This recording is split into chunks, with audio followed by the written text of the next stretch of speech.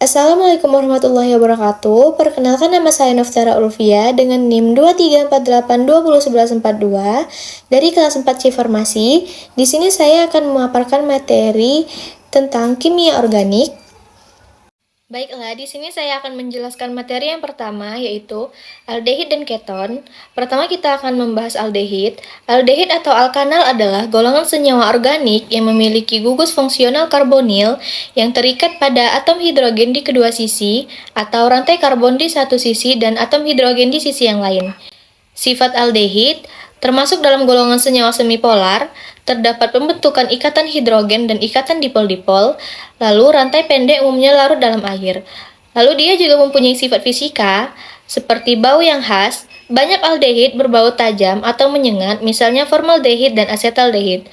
Lalu titik didih yang sedang, titik didihnya lebih tinggi dari hidrokarbon tapi lebih rendah dari alkohol, dengan jumlah karbon yang sama karena tidak membentuk ikatan hidrogen antar molekul. Lalu dia juga mempunyai sifat kimia. Yang pertama, reaktif terhadap oksidasi, lalu reaksi adisi nukleofilik, dan dapat mereduksi reagen. Rumus umum aldehid itu adalah RCHO. Lalu masuk ke tata nama aldehid. Tata nama aldehid itu yang pertama kita pilih rantai karbon lurus terpanjang yang mengandung gugus dan gantikan dengan akhiran al. Lalu gugus CHO ditandai dengan posisi 1 dan lebih diprioritaskan dibanding dengan gugus lain seperti min OH. Lalu aldehida aromatik biasanya dianggap sebagai turunan benzaldehida sebagai senyawa aldehida aromatik yang paling sederhana. Klasifikasi dari aldehid itu ada 3. Yang pertama ada alifatik, yaitu rantai lurus, siklik rantai melingkar, dan aromatik rangkap 2 atau ada benzennya. Lalu kegunaan dari aldehid ini yaitu banyak digunakan sebagai bahan pengawet atau formaldehid, bahan baku industri dan pangan seperti asetaldehid dan vanilin, dan di industri farmasi seperti sinamaldehid. Lalu kita masuk ke materi yang kedua, yaitu ada keton. Keton atau alkanon adalah golongan senyawa organik yang memiliki gugus fungsional karbonil yang terikat pada dua rantai karbon di kedua sisi. Sifatnya termasuk dalam golongan senyawa semipolar, terdapat pembentukan ikatan hidrogen dan ikatan dipol-dipol, lalu rantai pendek umumnya larut dalam air. Klasifikasi dari keton itu ada 3. Yang pertama ada alifatik, rantai lurus. Yang kedua siklik, melingkar.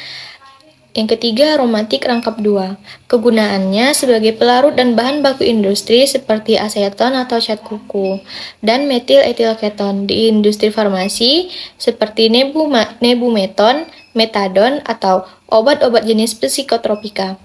Masuk ke materi pertemuan kedua, itu ada karbohidrat dan asam karboksilat serta lipid. Pertama kita akan membahas karbohidrat. Karbohidrat merupakan sumber energi utama bagi makhluk hidup dan banyak ditemukan dalam makanan seperti nasi, roti, buah, dan sayuran. Sifatnya, dia mempunyai rasa manis, larut dalam air, bersifat gula preduksi, bersifat optis aktif, dan berbentuk siklik. Klasifikasinya ada monosakarida atau disebut dengan gula sederhana, disakarida atau 2 monosakarida, oligosakarida itu terdiri dari 3-10 unit monosakarida, serta polisakarida itu terdiri dari lebih dari 10 unit monosakarida.